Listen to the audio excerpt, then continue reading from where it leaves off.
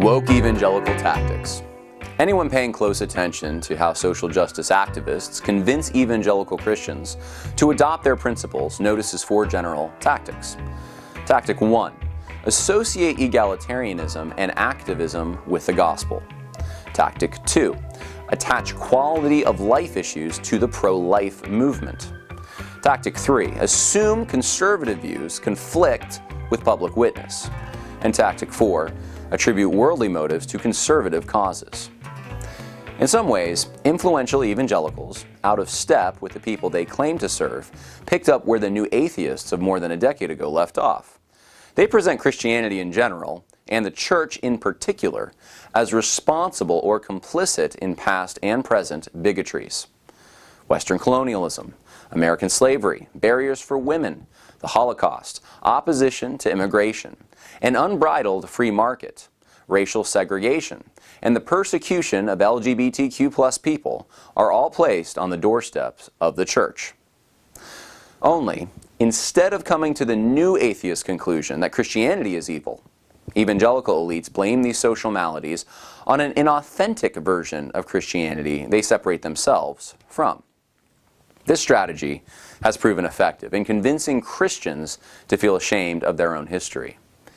In some cases, professing evangelicals, desperate to find a link between egalitarian heroes and their own tradition, even claim heretics of the past as their own. In other cases, this thinking leads to a crisis of faith. How can Christianity be true if its practitioners for hundreds of years promoted evil? Of course, this posture plays right into the hands of Marxist academics, working toward revolution for decades by vilifying their own countries. In an ever-widening list of abuses, whether true or manufactured, Christians are forced to feel the weight of their involvement in oppression. I remember a few years ago when a fellow seminary student suggested in class that Christians should apologize for their complicity in the Holocaust. The professor responded by saying that he believed more and more evangelicals were coming to the same conclusion and that it was a positive development. Instead, I suggested Christians should become more involved in teaching their people about the truths and complexities of history, so they would not be so easily persuaded by ideological oversimplifications intended to evoke misplaced guilt. My comment was not accepted favorably, but I still stand by it, and more so now than I did then. While it may be true that Christians are capable of evil, it is not true that it characterizes them. Even a cursory look at many of the social ills attributed to Christianity shows major gaps in the current narratives. For example, it was not Orthodox Lutheran doctrine so much as it was the waning influence of it in favor of higher criticism and neo-orthodoxy that allowed for the scientific racism that led to the Holocaust. And while there were Christians who incorrectly favored forced racial segregation in the United States, for many, the civil rights movement was a peripheral campaign associated with things like ecumenicism, Soviet subversion, and disrespect for law and order. Also, Christians who oppose importing large groups of unassimilated migrants claim their motive is not hating others, but rather loving their own neighbors and wanting to preserve the valuable things about their culture for future generations. Underlying much of this criticism is an assumption that Christians had the influence and understanding necessary to stop great evil and refused to do it. Yet, failing to participate in the overturning of established hierarchies attached to the created order is not evil. Neither is undermining sinful habits by working through conventional channels instead of revolutionary ones. Occasionally, even social justice advocates can see the truth in this. For instance, if Oskar Schindler staged a protest in Berlin during the Holocaust, he would likely have been executed or held as a political prisoner. Instead, he engaged in racially based slavery by purchasing kidnapped Jews from the Nazis. Yet his participation in an unjust system was intended to save lives. Unlike consistent ideologues who view most every issue through the prism of a moral binary, Christians understand many issues are decided through wisely applying absolute principles to various situations. Living within the boundaries of an evil arrangement does not necessarily make one guilty of that evil. This is why Paul instructed masters in a Roman slave system attached to much evil to apply God's law themselves. Things like paying taxes, some of which go to Planned Parenthood, shopping at Apple, which uses sweatshop labor, and working in the welfare system, the Bible forbids rewarding someone with food who refuses to work, are not sins even if the related organizations need reform. Modern evangelical elites accept the political left's short list of social crimes, fail to consider their prevalence in non-Western societies, and then blame their own religion for the sin of not participating in enough activism and revolutionary activity. However, the worst part of all is the next step. Influential evangelicals also confuse faithfulness to the gospel with egalitarian ethics in social activism. Russell Moore thinks it is a gospel issue to allow illegal migrants to use services paid for by American taxes without objection. Christianity Today recently published an article about the Me Too movement, in which the author states that the gospel of Jesus Christ requires us to believe the word of women. Of course, the examples are endless. If someone strongly resists the equity, diversity, and inclusion agenda, they are cast to the outer darkness, reserved for idolaters, Pharisees, and certainly not respectable Christians. Another tactic of social justice, evangelicals, is to attach quality of life issues to the pro-life movement. Because evangelicals have a strong tradition of opposing abortion, it is very difficult to convince them using the standard secular pro-abortion arguments. Instead, political progressives try to hijack the movement by adding social justice concerns and treating them as if they are just as important as breaking God's direct command not to murder. Things like systemic racism, environmental issues, and even personal decisions like smoking are considered pro-life issues. Ron Sider, in his 1987 book, Completely Pro-Life, was one of the first to make this argument to evangelicals. Sider defined being completely pro-life as defending human life wherever it is threatened. That is how he could go after pro-life Senator Jesse Helms for inconsistency, since he opposed abortion but also supported government subsidies for tobacco. The mistake in this thinking is comparing something like smoking, a quality of life choice made by adults who probably also eat cheeseburgers and fail to exercise at times, with actual murder. The unlawful taking of another person's life is very different than choosing to drink soda. One is a sin in and of itself and subject to civil penalty in God's law.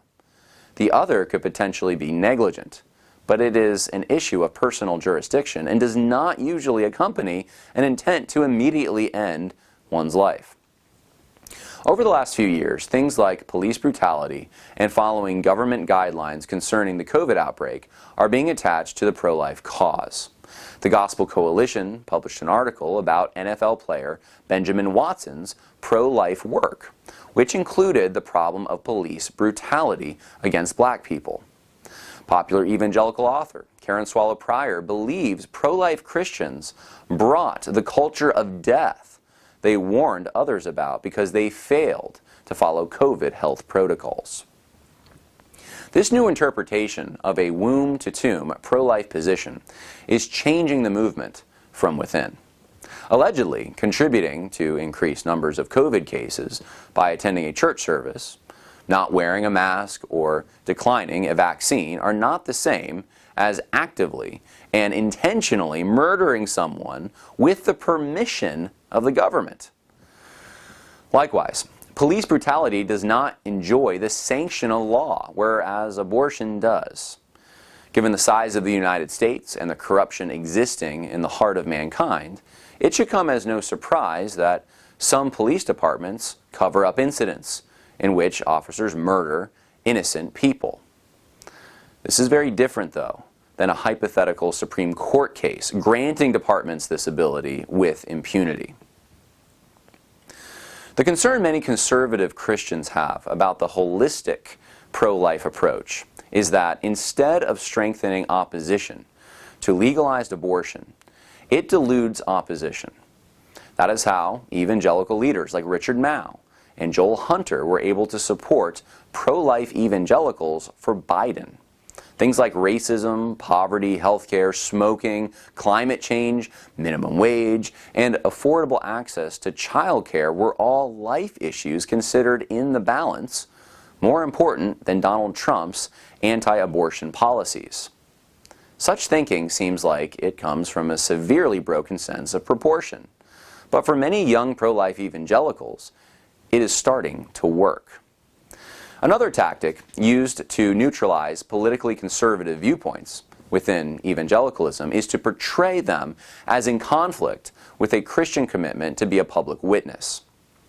In other words, what will the people we are trying to reach with our message think if they find out you support a conservative cause? Consider these titles from the Gospel Coalition. Be winsome and persuasive. Blog winsomely. Trading moral outrage for winsome persuasion. And Al Mohler on confronting the culture winsomely yet subversively. What one finds when they look at these pieces is that an unfavorable perception exists within evangelicalism about itself. Christian leaders think their followers have a problem being rude, unfriendly, rigid, and hateful. They also tend to lack love, compassion, and gospel-centeredness. The truth is, this side of heaven, Christians will never be perfect, and many of these charges do apply in certain situations. But is this attitude unique or characteristic of Christianity? It is important to remember that in the face of political movements forcing evil agendas, there is a place for anger and uncompromising fortitude. David certainly did not approach Goliath in a winsome way. Rather, he declared, "Who is this uncircumcised Philistine that he should taunt the armies of the living God?" Neither was Elijah winsome when he mocked the prophets of Baal. John the Baptist called King Herod a fox. Jesus said the Pharisees were whitewashed tombs, which on the outside appear beautiful, but inside they are full of dead men's bones and all uncleanliness. Paul expressed his desire for false teachers to mutilate themselves. The Bible is filled with examples of men who are not very winsome and would definitely be considered angry today. Yet Scripture teaches that while there is never a time to sin, there is a time to be angry about sin. Righteous indignation is sometimes appropriate. One of the more recent popular catchphrases used by evangelical elites over the past decade is the term cultural engagement. Trevin Wax, who works for the North American Mission Board and Wheaton College, sees the term as including understanding people and cultures, presenting the gospel as a better story than the false hopes of the world, and creating a new culture. Often it seems the phrase conveys an almost obsession with understanding how modern people think and their preferences, so as to effectively persuade them toward Christianity. The assumption seems to be that Christians are on the outside of culture and need to strategically manufacture a culture of their own capable of competing with the outside culture and drawing outsiders in the least offensive way possible. This is the history of neo-evangelicalism over the past several decades. In order to keep up with the times, evangelical industries reinvent themselves almost every 10 years. Yet nowhere is this thinking represented in Scripture. Though Christians are to be separate from the world, the lust of the flesh, the lust of the eyes, the boastful pride of life, they are necessarily embedded within the culture they are members of. and should understand enough about themselves and the people around them to be an effective witness. It is true that there were times when the Apostle Paul was around Jewish people and willingly lived by standards in the Jewish law for the sake of the gospel. Yet his goal was to keep from unnecessarily offending them, not creating an alternative culture to attract them. The last way that social justice advocates are pushing evangelicals towards the left is by attributing worldly motives to conservative candidates or causes. I remember as a student at Southeastern Baptist Theological Seminary, hearing Professor Bruce Ashford in chapel characterize the political right as idolizing the ethno-nation to the point of being unjust toward people who are not members. Tim Keller regularly compares political conservatism to idolatry or false religion. The Gospel Coalition published a blog a few years ago entitled "The Selfishness of the Religious Right." Many evangelical leaders ascribed the motive of gaining and keeping power to Christian nationalists and Trump voters over the past few years. To give one example, Beth Moore recently said that wedding evangelicalism to a political party was also about power, position, access. In a sense, evangelicals are probably somewhat mimicking the narrative emanating from left-wing media voices.